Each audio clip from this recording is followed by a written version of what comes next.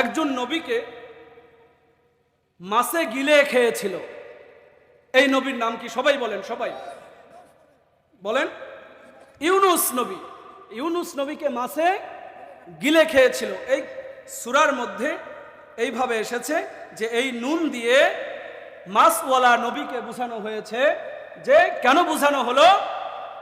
হযরত ইউনুস আলাইহিস সালাম, কাহিনী একেবারে সংক্ষিপ্ত করা লাগবে।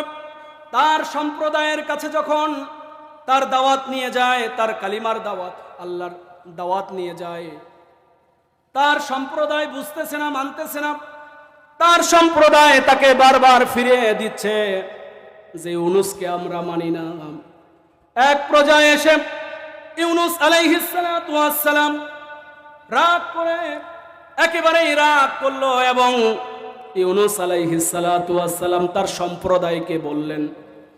সম্প্রদায়কে বললেন যে তোমরা যদি আমাকে নবী হিসাবে না মানো, বলতেছে যে তোমরা যদি আমাকে নবী না মানো তাহলে কয়দিনের মধ্যে গজব আসবে? আরো জোরে বলেন, কয়দিন? 3 দিনের মধ্যেই গজব আসবে যদি নবী না মানো।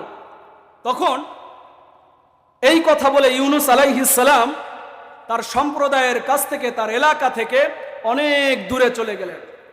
অনেক দূরে গিয়ে একটি জাহাজ পেলেন, একটি কিস্তি পেলেন, জাহাজ পেলেন বা নৌকা। এই নৌকায় উঠে ইউনুস আলাইহিস সালাতু ওয়াস সালাম তার এলাকা ছাড়বে। নৌকা যখন সমুদ্রের মাঝামাঝি চলে গেছে, ঠিক এই সময়ে প্রবল একটি ঝড় আসলো। প্রবল ঝড় আসার সাথে সাথেই নৌকার যে নাবিক, এই নাবিক বলতেছে যে এই নৌকা থেকে যে কোনো একজন মানুষকে নামিয়ে দিতে হবে। যে কোনো নৌকা থেকে একজন মানুষকে নামিয়ে দিতে হবে। তখন কেউ কি নামবে বলেন? নৌকা থেকে কেউ নামবে? ঝড়ের সময়, কুড়িগ্রাম থেকে রৌমারী আসার সময় যদি ঝড় আসে আর মানুষদেরকে যদি বলেন নৌকা থেকে নামেন, কেউ নামবে? আরে এমন সময় শুরু হয়ে যায়, তো হিন্দু তো ওই সময় আল্লাহ আল্লাহ জিকির করে।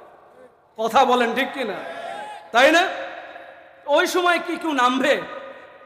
নাবিক বলতেছে একজনকে আপনাদের নামতে হবে। যদি না নামেন তাহলে নৌকার ভারসাম্য ঠিক হবে না, নৌকা পানির তলে ডুবে যাবে। অতএব আপনাদের যে কোনো একজনকে নামতে হবে। কেউ যখন নামতে চাচ্ছে না, তখন লটারি দেওয়া হলো। এই লটারির মধ্যে ইউনুস আলাইহিস সালাতু ওয়াস সালামের নাম পরপর 3 বার চলে আসলো। কয়বার? 3 বার যখন ইউনুস আলাইহিস সালামের নাম চলে আসলো, মানুষরা খেয়াল করে দেখলেন এত সুন্দর একটি মানুষ, কিভাবে এই মানুষটাকে আমরা নদীর মধ্যে ছেড়ে দেই, সমুদ্রের মধ্যে কিভাবে এই মানুষটাকে আমরা ছেড়ে দেই? এটা আমাদের পক্ষে সম্ভব না। বলেন, এবার নবীরা কি দেখতে খারাপ হয়? নবীদের চেহারা হয় উত্তম চেহারা, ঠিক কিনা? নবীদেরকে আল্লাহ রাব্বুল আলামিন ঠিক ওই রকম ভাবেই বানিয়েছে যে এরা যে সম্প্রদায়ের কাছে যাবে, এদের দেখলেই যেন মানুষ কালিমা গ্রহণ করে। সুবহানাল্লাহ, জোরে বলেন না। তো ওই সময় লোকেরা, জাহাজের লোকেরা কেউ চাচ্ছে না যে ইউনুস আলাইহিস সালাম এই সমুদ্রের মধ্যে পড়ে যাক। তখন ইউনুস আলাইহিস সালাম নিজেই পানিতে ঝাঁপ মারলেন। পানিতে ঝাঁপ মারার সাথে সাথেই মাছ একটি এসে হযরত ইউনুস আলাইহিস সালাতু ওয়াস সালামকে গিলে ফেললেন। ইউনুস আলাইহিস সালাতু ওয়াস সালাম তখন 3টা অন্ধকারের মধ্যে ছিল। কয়টা? আরো জোরে বলেন, কয়টা? আরো জোরে, কয়টা? 3টা অন্ধকারের মধ্যে ইউনুস আলাইহিস সালাম চলে গেলেন। একটা অন্ধকার হচ্ছে রাতের অন্ধকার। কিসের? আরেকটা অন্ধকার হলো মাছের পেটের অন্ধকার। আরেকটা অন্ধকার হচ্ছে সমুদ্রের অতল গহ্বর। এই যে সমুদ্রের নিচের যে অন্ধকার, এই অন্ধকারের মধ্যে হযরত ইউনুস চলে গেলেন। 3 অন্ধকার। ইউনুস আলাইহিস সালাতু ওয়াস সালাম যখন, এর আগে একটু কাহিনী, ইউনুস আলাইহিস সালাতু ওয়াস সালাম কেন পানির মধ্যে ঝাঁপ মারলেন?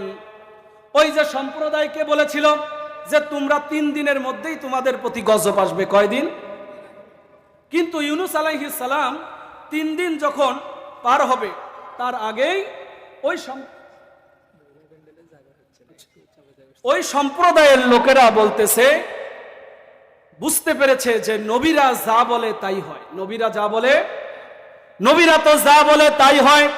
নবী তো বলে গেছে যে গজব আসবে, তাহলে 100% আমাদের প্রতি গজব আসবে। অতএব আমাদেরকে আল্লাহর কাছে তওবা করতে হবে। সমস্ত মানুষগুলো তার নিজের ভুল বুঝতে পেরে আল্লাহ রাব্বুল আলামিনের কাছে সবাই মিলে জঙ্গলে গিয়ে তওবা শুরু করলেন। আল্লাহ রাব্বুল আলামিন সবার তওবা গ্রহণ করলেন। এই যে গজব আর আসলো না, ইউনুস আলাইহিস সালামের কান পর্যন্ত এই কথা চলে গেছে যে গজব আর আসে নাই। ওই সময়ের একটা নিয়ম ছিল, যে মিথ্যাবাদী হয়, সমাজে যে মিথ্যা কথা বলে, যে প্রমাণ হয় যে মিথ্যা কথা বলেছে, তাকে ওই সময়ে কতল করা হতো, মেরে ফেলা হতো, যন্ত্রণাদায়ক শাস্তি দেওয়া হতো। ইউনুস আলাইহিস সালাতু ওয়াস সালাম বুঝতে পারলেন যে আমার কথা তো মিথ্যা হয়েছে, যে আমি বলেছিলাম গজব আসবে, কিন্তু গজব আসে নাই। অতএব এরা তো আমার প্রতি জুলুম করবে, আমি নিজেই পানিতে ঝাঁপ দিই। তো যখন ইউনুস আলাইহিস সালাম পানিতে ঝাঁপ দিয়ে কয়েকদিন থাকার পর তার এই কথা বুঝতে পারলো, আল্লাহ রাব্বুল আলামিনের কাছে হযরত ইউনুস দোয়া করতেছে, লা ইলাহা ইল্লা আনতা সুবহানাকা ইন্নী কুনতু মিনাজ জালিমিন। ইয়া রাব্বুল আলামিন, আমি তো জুলুম করে ফেলেছি, আর রাব্বুল আলামিন আপনি আমাকে মাফ করে দেন।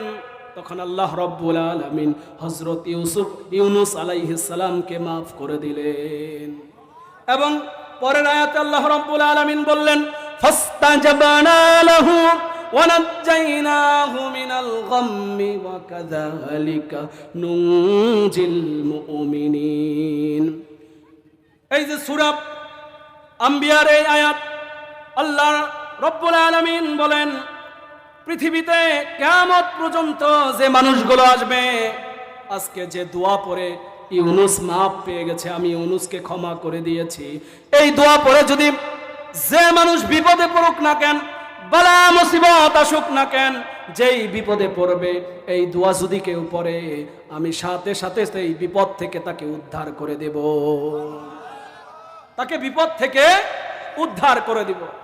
ইউনুস আলাইহিস সালাম মাফ পেয়ে গেলেন।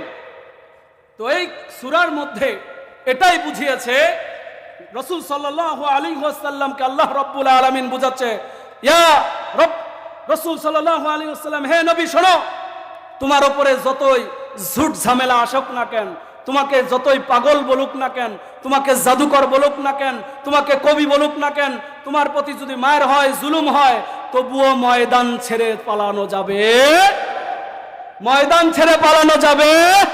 আর জোরে বলেন, ময়দান ছেড়ে পালানো যাবে।